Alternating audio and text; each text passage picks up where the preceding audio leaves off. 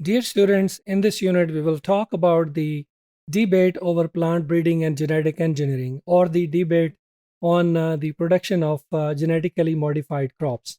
Now, considering the fast pace of new advances in production of GMO crops, and there is more and more advancement into the production of new GMOs, it is important that consumers, farmers, as well as the policymakers worldwide reach on a consensus on the clear vision for the future of world food supply. Now, conflict exists between two groups. One of the group include agriculture biotechnologists who support GM technology and consider it as one of the greatest solution for food shortage and scarcity of environmental resources and weed and pest infestation. On the other hand, most of the GMO crops which are grown today, they were developed to help farmer prevent the losses of yield of crops. The three most common traits which are found in GMO crops, these are resistance to insect damage.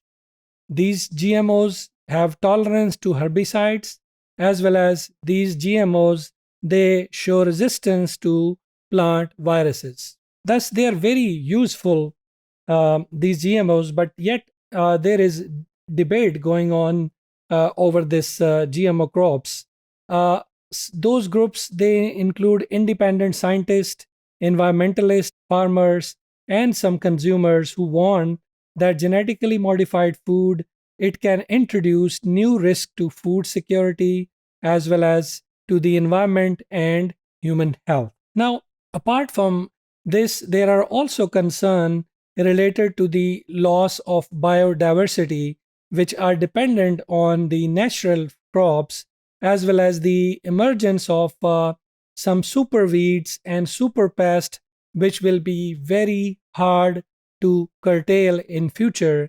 Then there are certain increase of resistance to antibiotics, food allergies, and other unintended effects. These are very important concerns which are raised by certain group of people.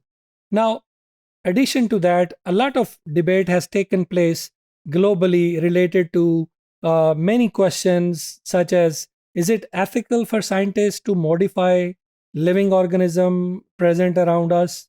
Is it morally right to tamper with our food supply? And is it genetic? Is the genetic modification of crops inherently hazardous? These are very important questions which needs to be addressed. Now, it is important that while these GM foods are being promoted in order to overcome the food shortage around the globe, there should be strict regulatory oversight on GM technology. All ethical and moral aspects of GM technology need to be addressed, and specifically the labeling of GM food for informed decision making should be mandatory. All health and safety aspects need to be regularly examined in future if GMO crops has to be increased with the passage of time to overcome the food shortage, which is very prevalent, seeing the population explosion in near future.